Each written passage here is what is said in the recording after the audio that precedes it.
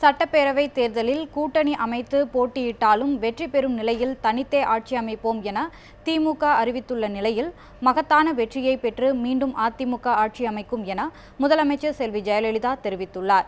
இது குறித்து அரசியல் கட்சி பிரமுகர்கள் நியூஸ் 7 தமிழிடம் பகிர்ந்து கொண்ட கருத்துக்களை தற்போது பார்க்கலாம்.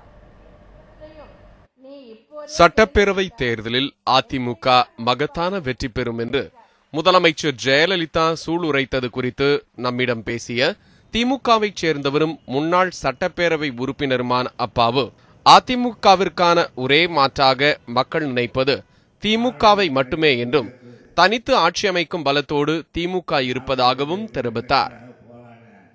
பால் மிகப்பெரிய கொள்ளை அடித்து தினம் 2 லட்சம் லிட்டர் பாலில் 2 லட்சம் லிட்டர் தண்ணீரை கலந்து விற்கின்றார்கள்.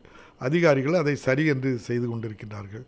இவ்வாறு எல்லா துறைகளிலும் ஊழல் மலிந்துவிட்ட காரணத்தினால் மக்கள் இந்த ஆட்சியை தூக்கி எறிய நினைத்து விட்டார்கள். இப்போது கருத்து கணிப்பில் கூட 24% வாக்குகளை பெற்றிருந்த திராவிட முன்னேற்றக் கழகம் 37% வாக்குகளை பெற்று இப்போது முன்னணியில் இருக்கின்றது. ஆகவே வரும் தேர்தல் திராவிட முன்னேற்றக் கழகம் தலைவர் கலைஞர் தலைமையில் ஒரு நல்லாட்சி அமையும் என்பதில் மாற்றமில்லை.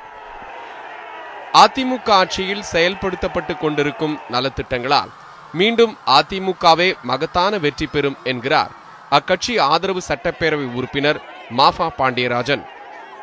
இந்த மாதிரி ஒவ்வொரு துறையிலும் சாதித்த சாதனைகளை மக்களிடம் எடுத்துச் சொல்லும் நிகழ்வுகள் நடந்து கொண்டிருக்கின்றன.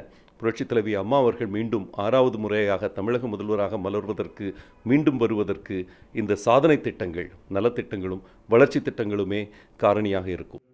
மக்கள் நல கூட்டணி, பாமக, நாம் தமிழர் உள்ளிட்ட அரசியல் கட்சிகள் பிரச்சாரத்தில் இறங்கிவிட்ட நிலையில் அதிமுக, திமுக, தேமுதிக, பாஜக, காங்கிரஸ் ஆகிய பிரதான கட்சிகள் யாரோடு கூட்டணி என்பதை இன்னமும் உறுதி செய்ய முடியாத நிலையில் இருப்பதை சுட்டிக்காட்டும் அரசியல் விமர்சகர்கள் வலுவான கூட்டணி வெற்றிக்கான முக்கிய காரணியாக இருக்கும் என்கின்றனர்.